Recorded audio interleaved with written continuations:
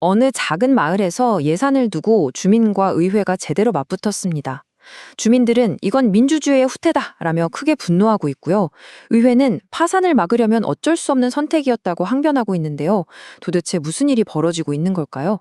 지금부터 그 속사정을 한번 자세히 들여다보겠습니다. 우리의 요구를 받지 않으면 500명 전원 사퇴하겠다. 이야, 이거 정말 강력한 경고죠. 서천군 주민들이 이렇게까지 극단적인 카드를 꺼내든 이유, 대체 무엇일까요? 자, 그럼 이 혼란의 한가운데로 들어가서 갈등의 핵심부터 한번 짚어보겠습니다. 갈등 구도는 아주 명확합니다. 주민들은 아니 우리가 결정한 예산을 의회가 마음대로 잘랐다. 이건 민의를 무시한 폭거다. 이렇게 주장하고 있고요. 반면에 의회는 재정이 지금 바닥나게 일보 직전인데 어떡합니까? 어쩔 수 없는 선택이었어요. 라고 맞서는 거죠. 자, 그럼 먼저 주민들 이야기부터 들어볼게요. 왜 이분들이 민주주의에 대한 배신이라는 아주 강한 단어까지 쓰면서 분노하는 걸까요? 그 핵심에는요, 바로 우리가 무시당했다는 감정이 깔려 있습니다. 이게 그냥 뚝딱 나온 예산안이 아니거든요. 주민들이 정말 수많은 회의를 열고 또 주민총회까지 거치면서 그러니까 아주 합법적인 수기 과정을 통해 만들어낸 거예요. 그냥 이거 해주세요 아이디어만 낸 게 아니라 직접 시간과 노력을 다 쏟아부어서 우리 마을엔 이게 꼭 필요하다 하고 결정한 거죠. 말 그대로 풀뿌리 민주주의의 결과물이라고 할 수 있습니다. 어떤 기준이나 설명도 없이 무차별 삭감. 이 한 문장에 주민들의 그 분노와 배신감이 정말 다 담겨 있는 것 같아요. 생각해 보세요. 자신들이 그렇게 애써 만든 결과물이 하루아침에 그냥 휴지통에 버려진 기분이었을 겁니다. 그러니까 이건 단순히 돈 몇 푼의 문제가 아닌 거예요. 민주주의 그 자체에 대한 공격으로 받아들이고 있는 거죠. 하지만 이야기에는 항상 다른 쪽 면이 있기 마련이죠. 그럼 군의회는 왜 이렇게 나쁜 역할을 자처할 수밖에 없었을까요? 그들이 마주한 위기, 피할 수 없었던 위기는 아주 현실적인 문제였습니다. 바로 돈 문제였죠. 401억 원. 이 숫자 하나가 군의회의의 모든 입장을 대변한다고 할 수 있습니다. 이게 바로 서천군이 현재 짊어지고 있는 빚의 규모예요. 이 냉혹한 현실이 모든 결정의 배경이 된 겁니다.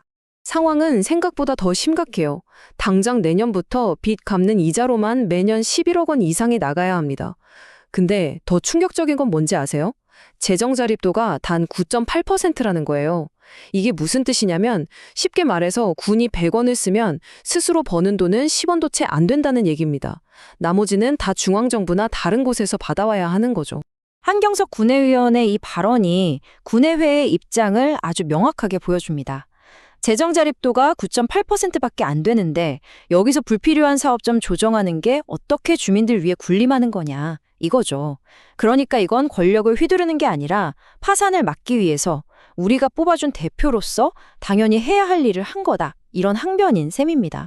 자, 양쪽의 주장이 정말 팽팽하죠.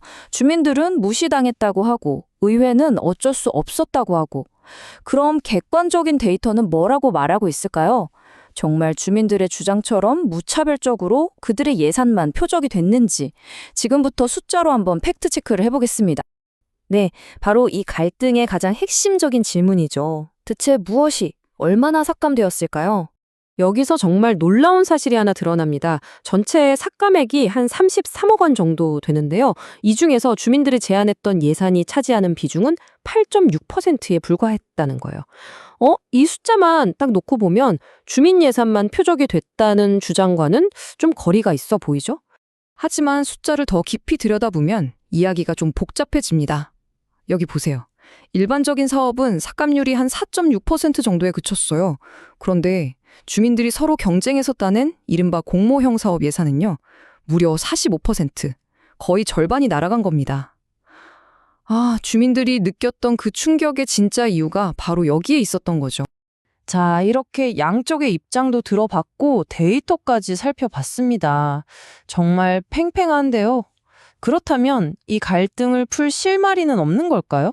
과연 타협은 가능할까요?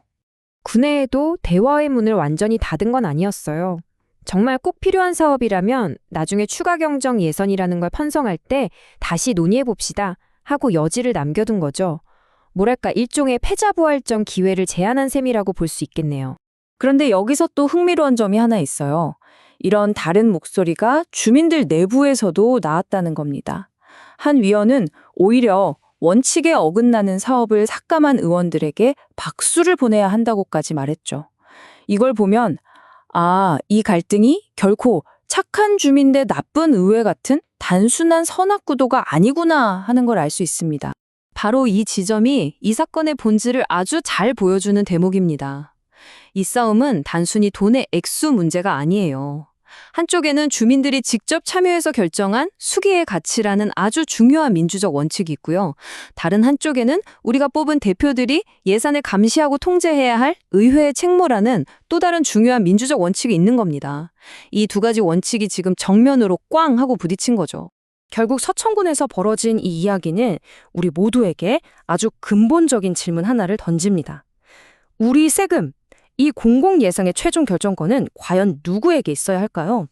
아이디어를 내고 직접 참여하는 시민일까요?